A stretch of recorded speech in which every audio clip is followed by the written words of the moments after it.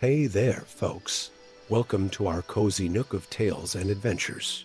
Today, like every episode, we're unlocking the doors of imagination to explore new worlds, meet fascinating characters, and experience unique emotions. I promise to take you on an unforgettable journey through the power of words. So, get comfy, grab your favorite drink, snuggle into that perfect spot, and get ready to lose yourself in a new story. Leave the outside world behind for a while and dive with me into the depths of storytelling. If you enjoy our content and want to support the channel, consider hitting that subscribe button and giving the video a thumbs up. Now, without further ado, let's dive into today's story. In the farthest reaches of the north, beyond the wall where eternal winter reigns, there lived an old wildling woman named Elara. Her hair was as white as the snow that blanketed the land, and her eyes held the soft blue of twilight skies.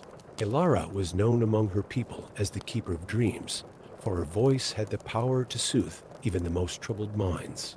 As the long night approached, casting its shadow over the lands of always winter, fear began to creep into the hearts of both free folk and crows alike. The darkness brought with it whispers of ice spiders, giants awakening from ancient slumbers, and the chilling march of the others.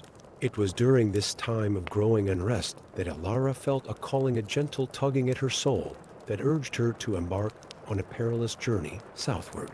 With nothing but a small pack of provisions and a bone flute carved from a dragon's rib, she set out into the unforgiving wilderness. The wind howled like a dire wolf's mournful cry as Elara trudged through snowdrifts taller than a man. Yet she pressed on, her steps light and sure, as if guided by an unseen hand. As she traveled, she began to hum a melody, an ancient song that spoke of spring's return and the warmth of the sun. On the third day of her journey, as the pale light of dawn broke through the thick clouds, Elara came upon a hidden valley. Here, nestled between towering glaciers, she discovered a grove of weirwood trees, their leaves rustling with whispers of old magic. At the center of the grove stood the largest weirwood Elara had ever seen. Its trunk was wider than 10 men standing shoulder to shoulder, and its branches reached up to touch the very sky. The face carved into its bark seemed to watch her with eyes full of ancient sorrow and timeless wisdom.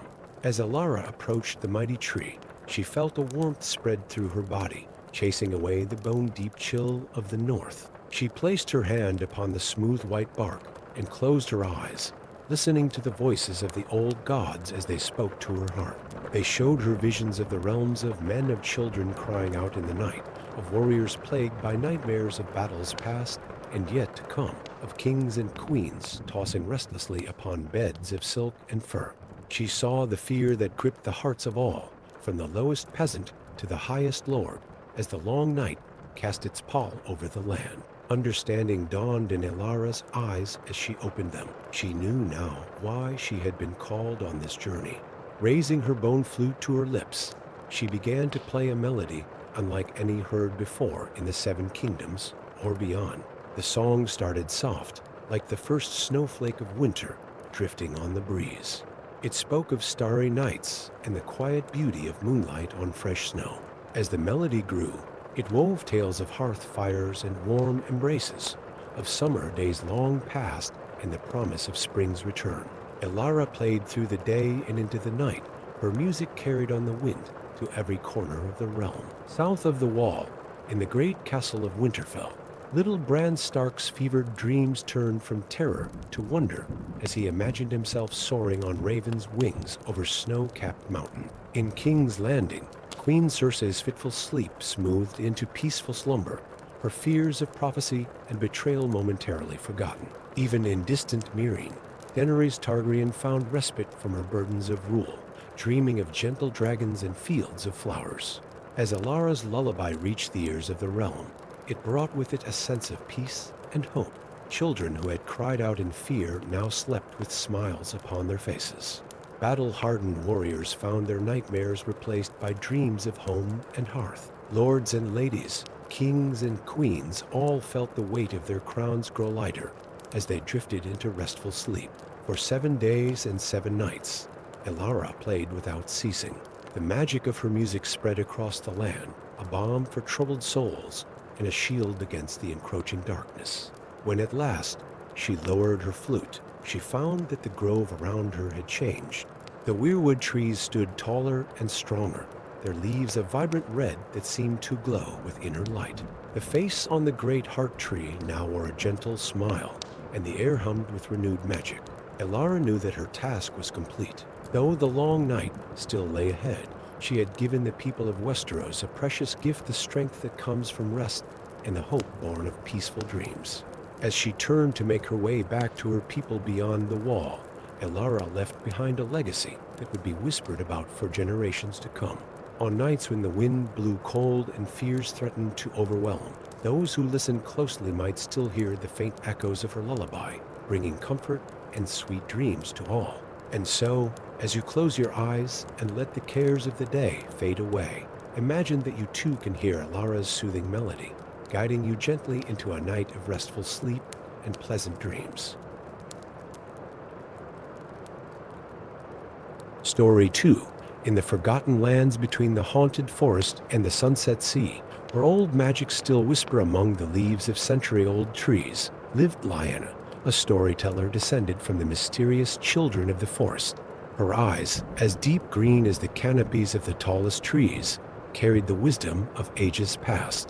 Lyanna wandered through villages and castles, sharing stories that calmed even the most restless hearts. Her words had the power to dispel fears and bring serenity to those who listened. However, on a full moon night, she felt a calling, an ancient murmur inviting her on a journey. Guided by the silver moonlight, Lyanna entered the dense haunted forest. The trees seemed to bow in her presence, making way. The air was heavy with the scent of pine and moss, while nocturnal sounds formed a soft, constant symphony. As she advanced, Lyanna came upon a crystalline stream. Its murmuring waters seemed to sing a forgotten melody. She knelt by the water's edge, allowing her fingers to touch the cool surface. At that moment, an ethereal voice echoed in her mind.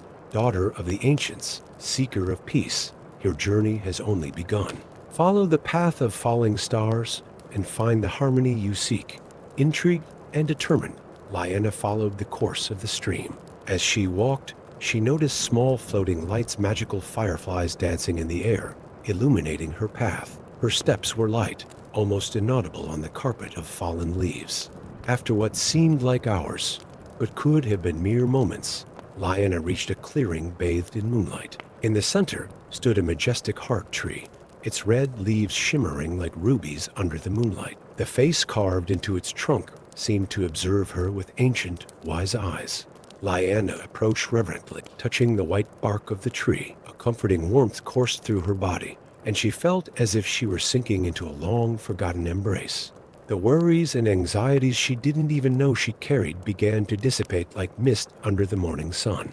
Suddenly, the air around her filled with whispers, the voices of the old gods, the children of the forest, and all those who came before. They told stories of immemorial times, of dragons and magic, of love and sacrifice. Lyanna closed her eyes, letting herself be enveloped by that sonic tapestry. When she opened them again, she found herself surrounded by ethereal creatures, giant wolves with silver fur, three-eyed ravens, and even a young dragon with iridescent scales. They inspired not fear, but a profound sense of belonging and peace. One of the dire wolves approached, its golden eyes reflecting the wisdom of ages. It spoke directly to Lyanna's mind. You carry within you the power to calm storms, both those that roar in the skies and those that torment the hearts of men. Your voice is the balm that Westeros needs in these turbulent times. The young dragon, with scales that seemed to capture all the colors of the rainbow, curled up at Lyanna's feet. Its voice was like the tinkling of crystals. In the stories you tell lies the magic capable of healing old wounds and bringing peaceful dreams.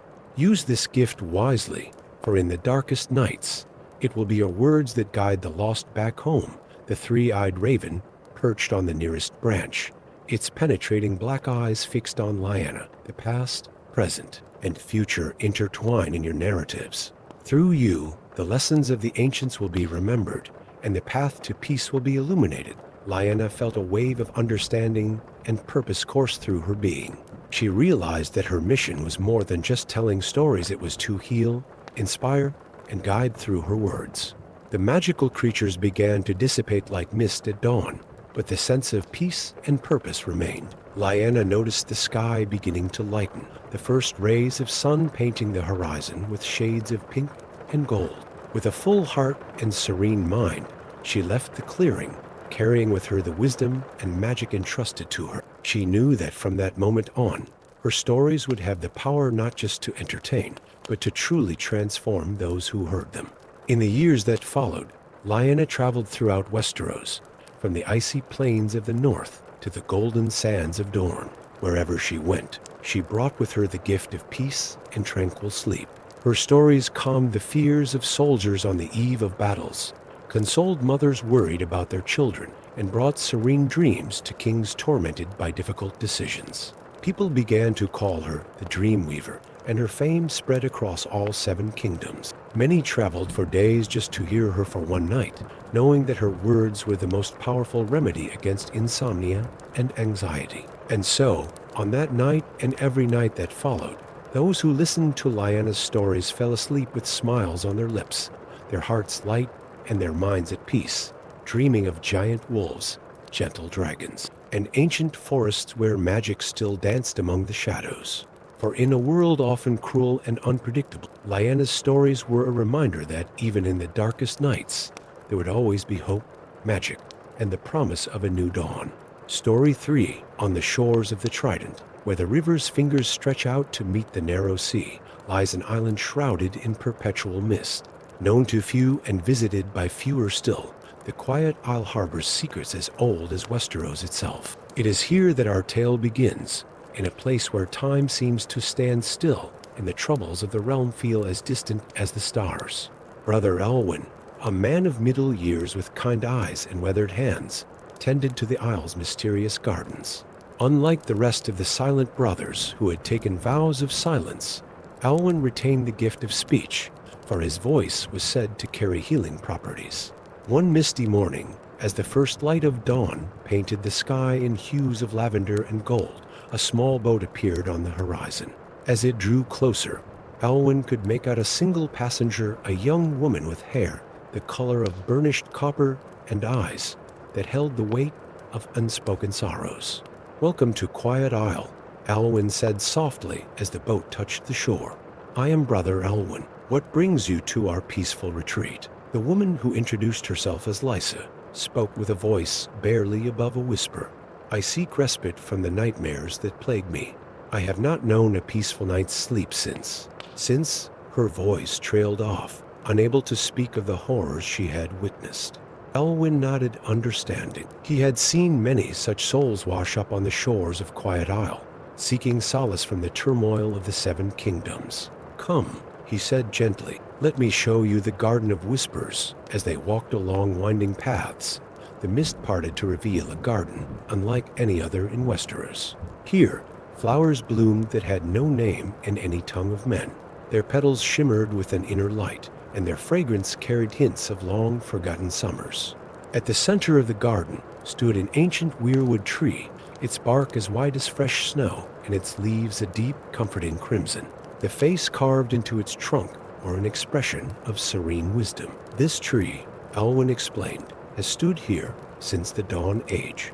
It has witnessed the rise and fall of kingdoms, the birth of dragons, and the long slumber of magic. But more importantly, it has seen countless souls find peace within its branches." Lysa approached the tree hesitant, her hand reaching out to touch its smooth bark. As her fingers made contact, a sense of calm washed over her, as if the tree itself was absorbing her fears and sorrows. "Now," said Elwyn, "close your eyes and listen." As Lysa did so, she became aware of a soft rustling, not just of leaves in the breeze, but of something more. It was as if the garden itself was whispering, telling stories of ages past and ages yet to come. She heard tales of brave knights and gentle maidens, of dragons soaring through summer skies, and of children laughing in meadows untouched by war. The whispers spoke of hope and renewal, of the endless cycle of seasons, and of the small, everyday joys that make life worth living.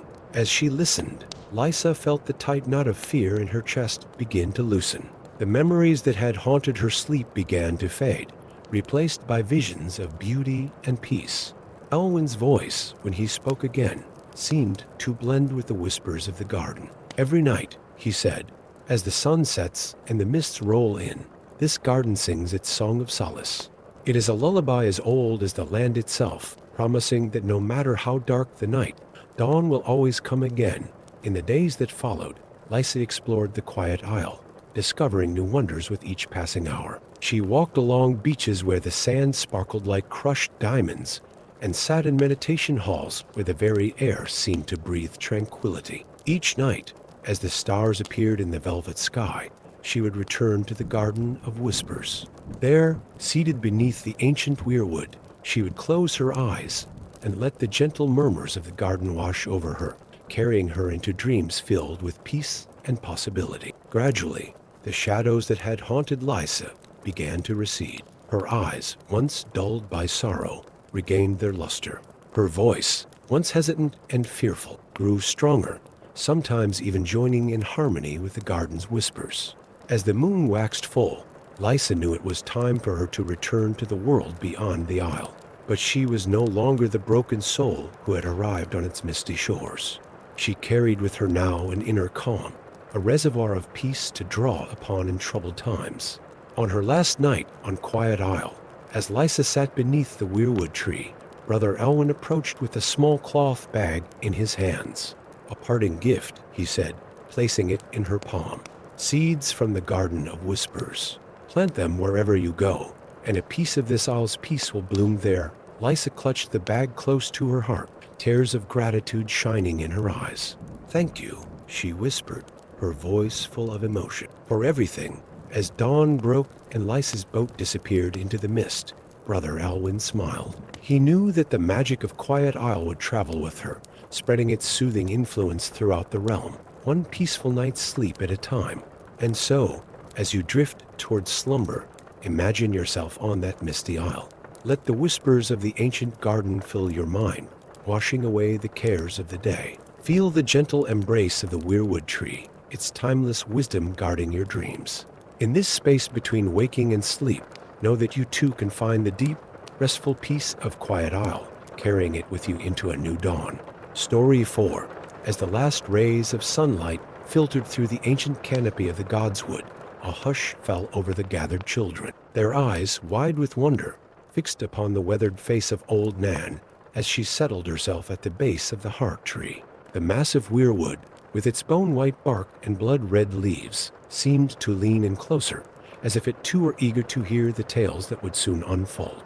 Old Nan's gnarled hands smoothed the folds of her simple gray dress, a gesture as familiar to the children as the stories she was about to share.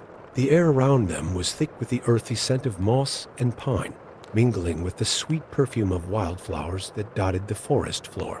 A gentle breeze whispered through the leaves overhead, carrying with it the promise of long summer days and the faintest hint of coming autumn. "Come close, little ones," Old Nan beckoned, her voice as soft and comforting as a warm blanket on a chilly night. "The old gods are stirring, and the trees have many tales to tell." The children needed no further encouragement. They gathered around her, some sitting cross-legged on the cool grass, others leaning against the gnarled roots of the heart tree.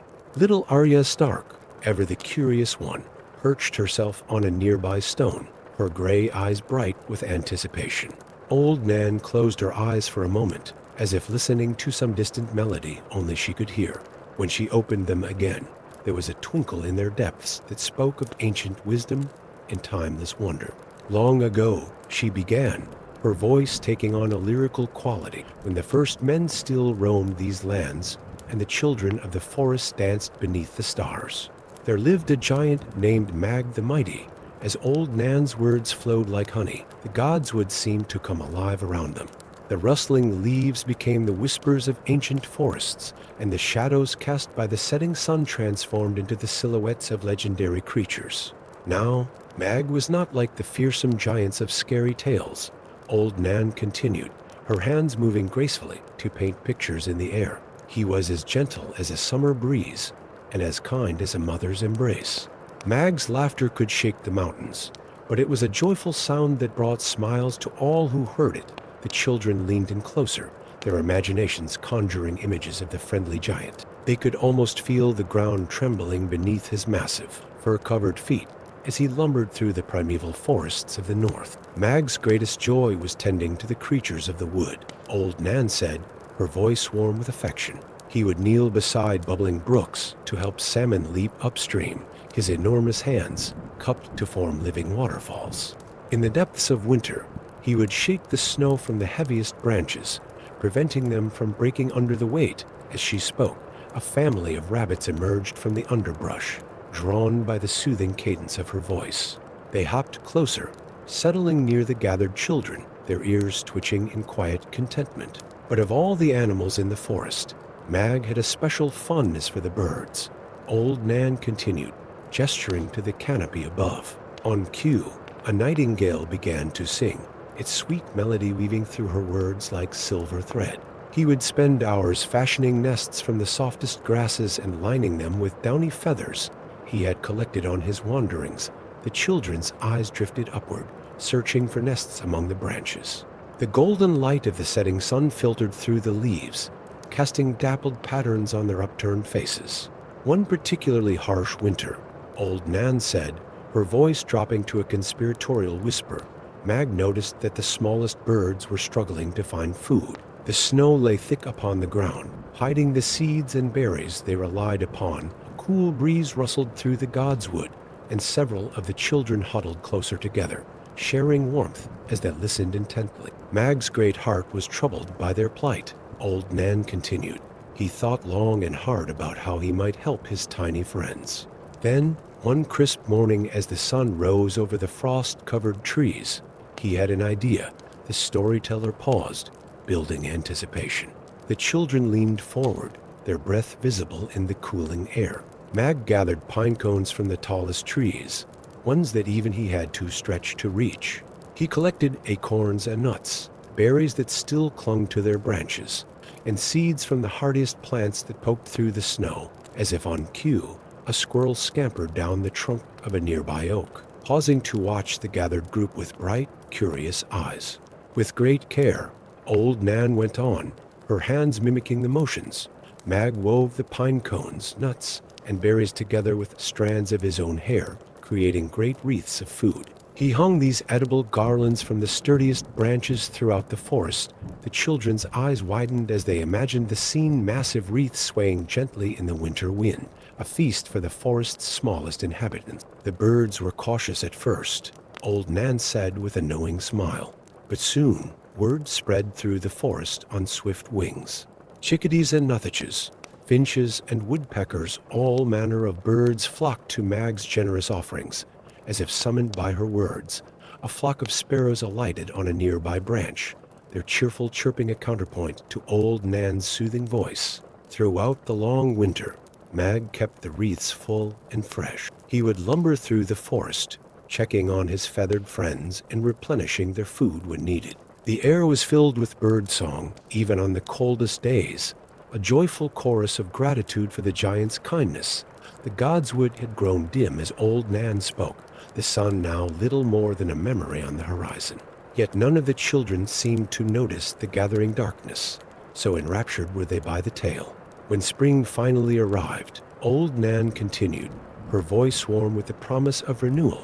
The forest burst into life once more. Flowers bloomed in Mag's massive footprints, and the trees he had tended through the winter were the first to sprout new leaves.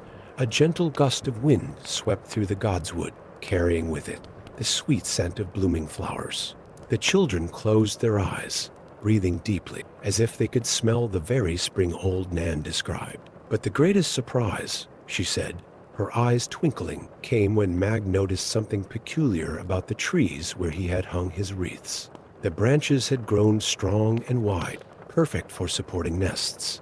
And in those very spots, birds of every kind built their homes, filling the forest with the sound of chirping chicks. The nightingale, which had fallen silent during the tale, now burst into song once more, as if to confirm Old Nan's words.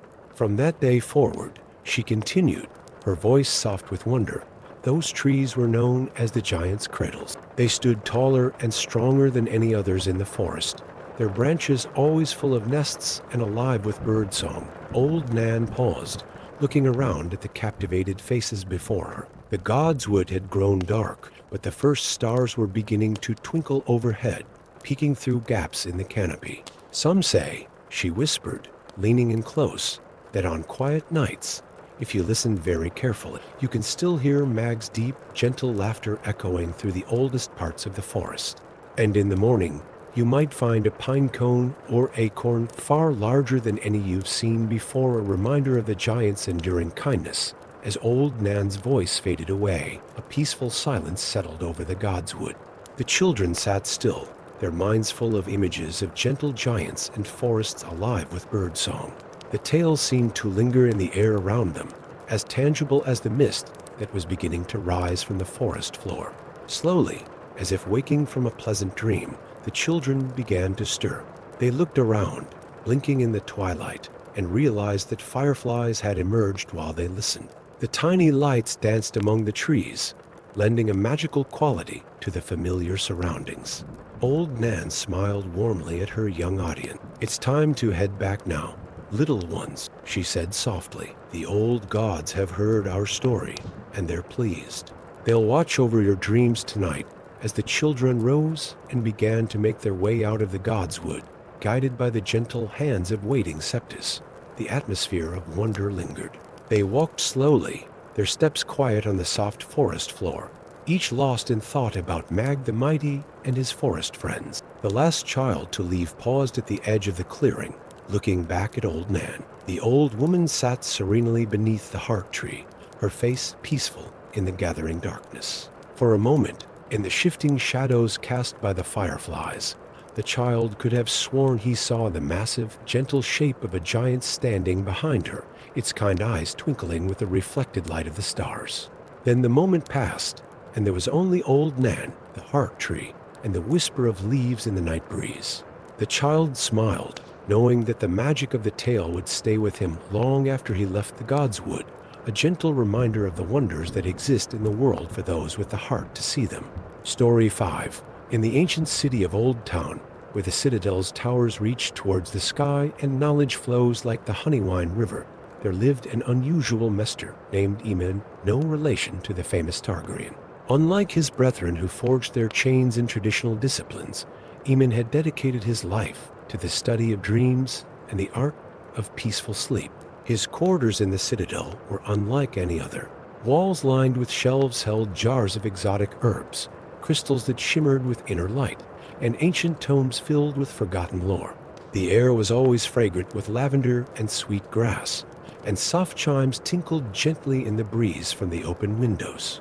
Word of Aemon's gift spread throughout the 7 kingdoms. Those plagued by nightmares or cursed with sleepless nights would make the long journey to Old Town, seeking his counsel. From low-born farmers to high-born lords, all were welcome in the Dreamweaver's sanctuary. On a night when the summer stars shone bright over Old Town, a group of troubled souls gathered in Aemon's chambers. Among them was a battle-weary knight haunted by the horrors of war, a young mother whose infant's cries kept her from rest, and a lord whose mind raced with the intrigues of court.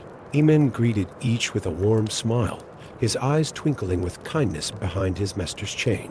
"Welcome, friends," he said softly. "Tonight we shall journey together to the realm of peaceful slumber." He bid them recline on soft cushions arranged in a circle. In the center, he placed a curious device, a sphere of clear crystal suspended over a shallow bowl of water.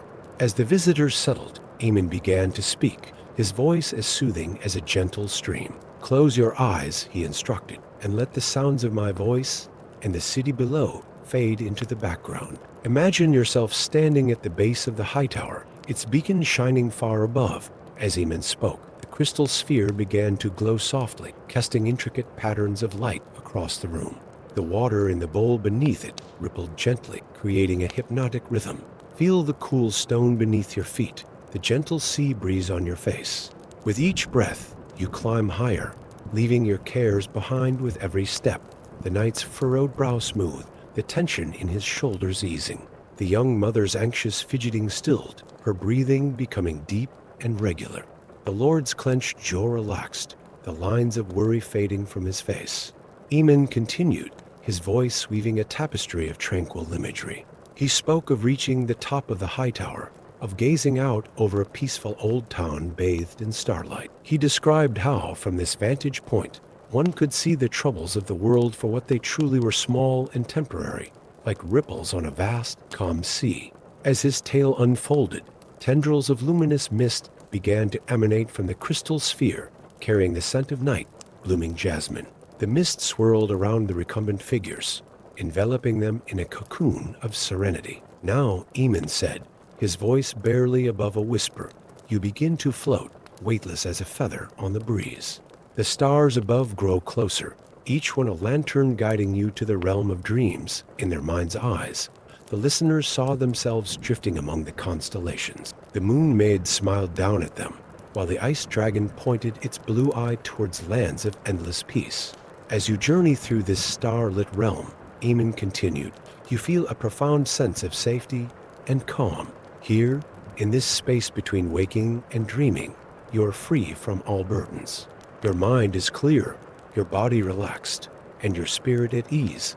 The night dreamed of fields of golden wheat swaying in a summer breeze, far from any battlefield. The young mother envisioned herself cradling her peacefully sleeping babe, all worries melting away in the warmth of their bond. The Lord found himself in a serene garden, the complexities of politics as distant as another world.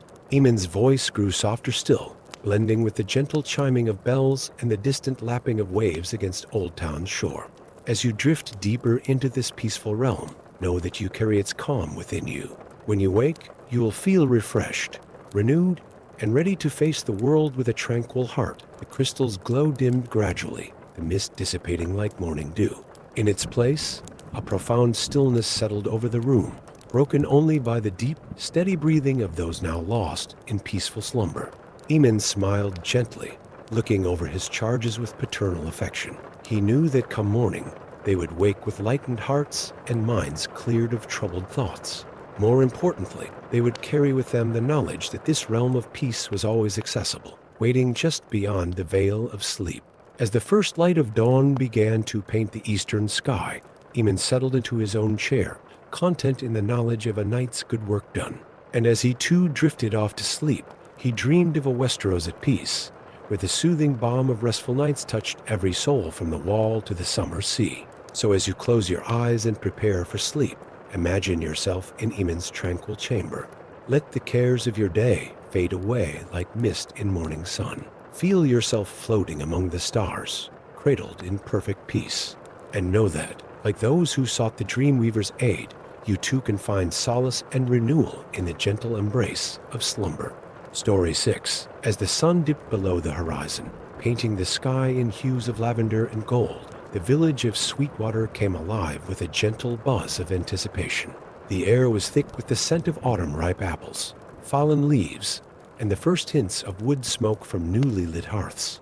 In the village square, lanterns swayed gently in the evening breeze, casting a warm glow over the gathering crowd. At the center of it all stood Garrick the Mummer, a figure as colorful as the fading daylight. His patchwork cloak shimmered with threads of silver and gold, catching the light of the lanterns and seeming to dance of its own accord. Garrick's weathered face, lined with laughter and countless tales, broke into a warm smile as he surveyed the villagers settling in around him. Children sat cross-legged on woven blankets spread over the cool grass, their eyes wide with wonder. Behind them, parents and elders found seats on wooden benches or leaned against the sturdy trunks of ancient oak trees that ringed the square.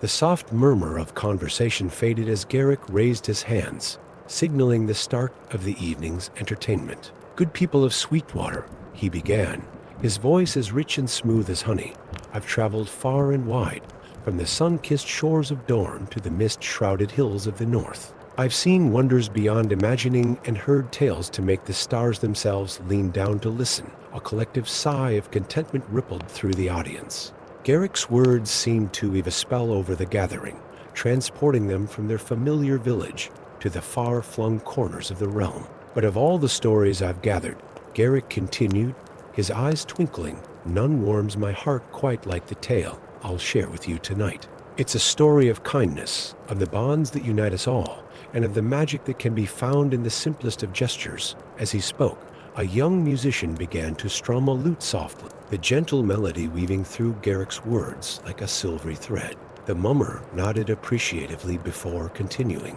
"Our tale begins in a small fishing village much like this one, nestled on the shores of the Sunset Sea.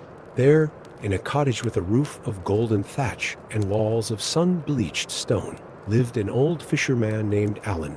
Garrick's hands moved gracefully as he spoke, seeming to sculpt the images from the very air. The villagers leaned in, captivated by the storyteller's every gesture. Alan had spent his life on the sea, reading the waves and clouds as easily as a master reads his scrolls. His boat, the sea foam, was as much a part of him as his own weathered hands. But as the years passed, Alan found the work growing harder, the nets heavier, the days longer. A cool breeze rustled through the square, carrying with it the faint tang of salt that seemed to echo the seaside setting of the tale. Several listeners closed their eyes, imagining the crash of waves and cry of gulls. One misty morning, Garrick continued, his voice dropping to a near whisper that had the audience leaning in even closer. Alan woke to find he could barely move. The aches that had been his constant companions for years had blossomed into a pain that left him bedridden.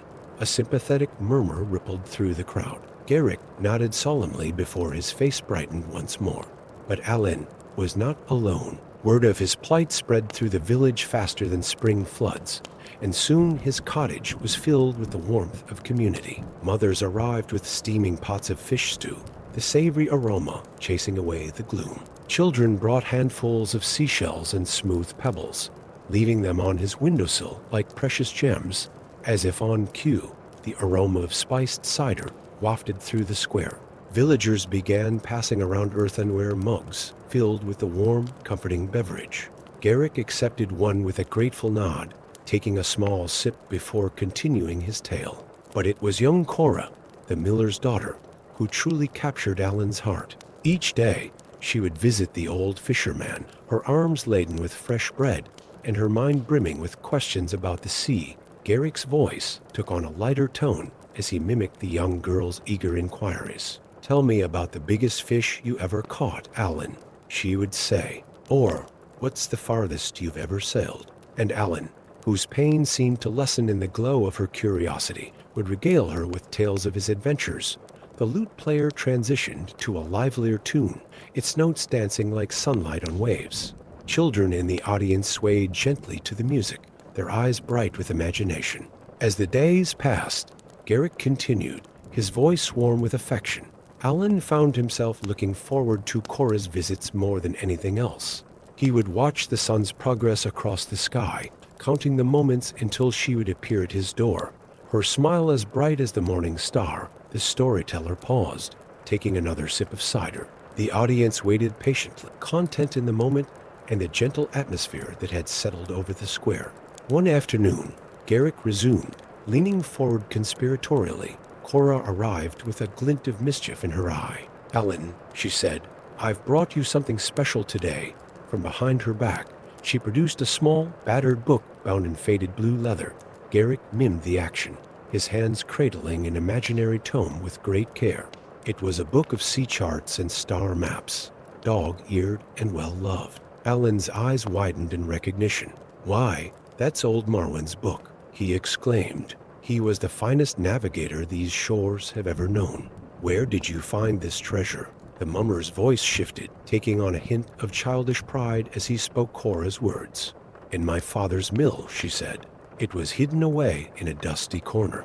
Father said I could bring it to you, to keep your mind sailing even if your body can't." A collective awe rose from the audience, touched by the child's thoughtfulness. Garrick nodded, his own eyes misty with emotion. Alan was speechless, overwhelmed by the gift. With trembling hands, he opened the book, and suddenly, his small cottage was filled with the vastness of the sea and sky. Together, he and Cora pored over the charts, tracing routes across painted oceans and identifying constellations that would guide sailors safely home. The lute player's melody softened, becoming as gentle as lapping waves. The villagers of Sweetwater found themselves swaying slightly, as if rocked by the same invisible currents that filled Garrick's tale. Day after day, Alan and Cora would explore the book together. The old fisherman's pain seemed to recede as he lost himself in memories of past voyages and dreams of journeys yet to come. He taught Cora how to read the charts, how to measure distances with a caliper, and how to use the stars to find her way. Garrick's hands moved gracefully, mimicking the actions he described. Several children in the audience copied his motions, their faces scrunched in concentration as they imagined themselves as navigators. As autumn turned to winter, the mummer continued, his voice taking on a wistful quality. Alan's health began to improve. The warmth of friendship and the fire of shared discovery seemed to breathe new life into his weathered bones. Soon, he was able to leave his bed, to sit by the window and watch the sea with Cora at his side. The storyteller paused, looking around at his captivated audience. The square had grown darker, but the lanterns cast a warm, intimate glow that seemed to bind the listeners together in a cocoon of shared experience. When spring finally arrived, Garrick said, his voice rising with the promise of new beginnings, Alan was strong enough to walk down to the shore. Leaning on Cora's arm, he breathed deeply of the salt air and felt the cool sand beneath his feet. And there, bobbing gently in the harbor, was his beloved seafoam freshly painted and gleaming in the morning sun. A collective gasp of delight rose from the audience. Garrick nodded, his smile as bright as the boat he described. The whole village had come together to restore Alan's boat, working in secret through the winter months. And there was Cora, standing proudly beside it, Marwan's book clutched to her chest. Garrick's voice softened, filled with emotion, as he recounted the tale's conclusion. "Well, Captain," Cora said, her eyes shining, "where shall we sail today?" And Alan, his heart full to bursting, scooped her up in a hug that seemed to encompass not just Cora, but the entire village, the sea, and all the stars they had studied together. The lute's final notes faded away, leaving a moment of perfect, contented silence. Then, slowly, the villagers of Sweetwater began to applaud, their faces glowing with the warmth of the tale. Garrick bowed deeply, his patchwork cloak shimmering in the lantern. As the applause died down, he spoke once more, his voice soft but carrying to every corner of the square. "Remember, good people of Sweetwater, that the greatest journeys are often those we take together. In acts of kindness, in shared knowledge, in the bonds of friendship, there lies the truest magic in all the realm." As the villagers began to stir, gathering their belongings and helping children to their feet, there was a palpable sense of peace in the air. The tale seemed to linger, a gentle reminder of the power of community and the adventures that await when hearts and minds are open.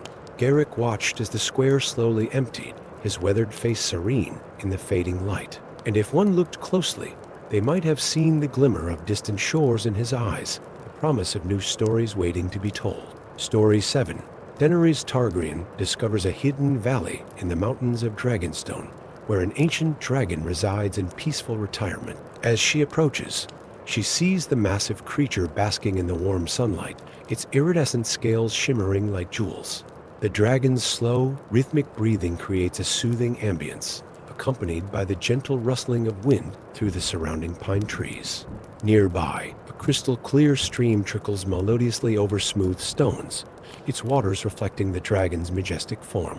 The air is filled with the scent of wildflowers and the earthy aroma of the dragon's lair. Daenerys sits quietly, observing the dragon's calm demeanor and listening to its deep, rumbling purr that resonates through the valley. As the day progresses, the dragon begins to hum a low, melodious tune, an ancient draconic lullaby passed down through generations. The soothing vibrations of the dragon's song create a profoundly tranquil atmosphere, lulling Daenerys into a state of deep relaxation.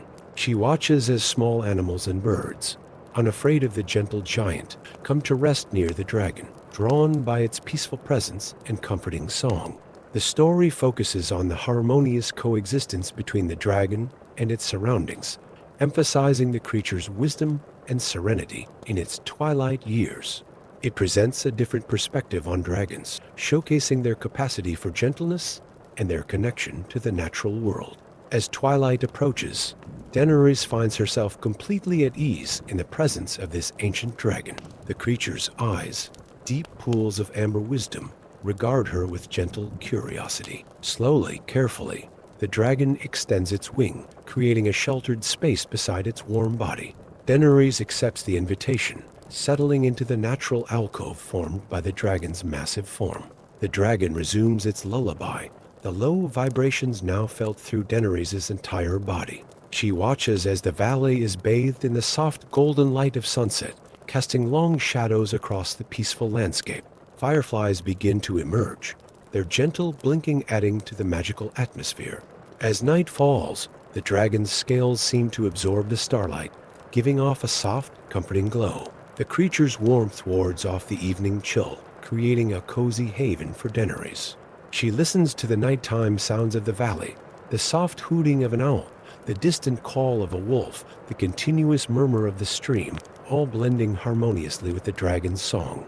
Daenerys reflects on the connection between dragons and the Targaryen legacy, finding a new appreciation for these magnificent creatures beyond their power in battle. This dragon, with its peaceful demeanor and nurturing presence, represents a different kind of strength, one of wisdom, patience, and harmony with nature.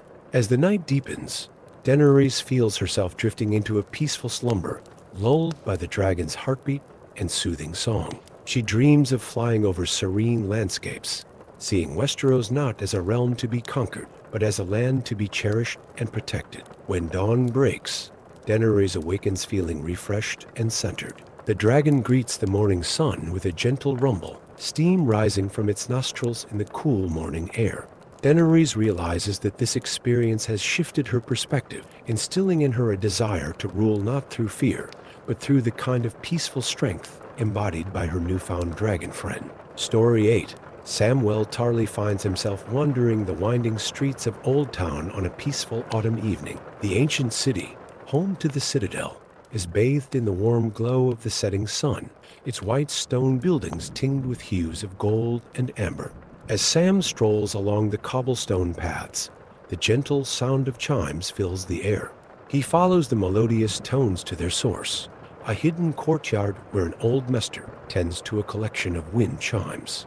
Made from various materials, copper, glass, and even dragon glass, each chime produces a unique, harmonious note. The maester explains to Sam that these are the chimes of wisdom, each representing a different field of study at the Citadel. As a soft breeze blows through the courtyard, the chimes create a soothing symphony. Sam closes his eyes, letting the music wash over him. The scent of old books and autumn leaves mingles in the air, creating a comforting atmosphere that reminds him of the library at Castle Black. The maester invites Sam to sit on a nearby bench and listen to the chimes. As the evening progresses, the old man shares stories of Old Town's history, each tale accompanied by the gentle music of the wind chimes. Candles are lit around the courtyard, their flickering light casting dancing shadows on the ancient walls. Other maesters and acolytes quietly join them, drawn by the peaceful melody. Soon, a small gathering has formed, all silently enjoying the tranquil moment. Sam feels a sense of belonging and purpose, realizing that true wisdom comes not just from books, but from moments of quiet reflection and harmony. As night falls, the chimes continue their gentle song, a lullaby for the city of learning. Sam leaves the courtyard with a sense of calm and renewed determination to continue his studies, carrying the peaceful melody of the chimes of wisdom in his heart.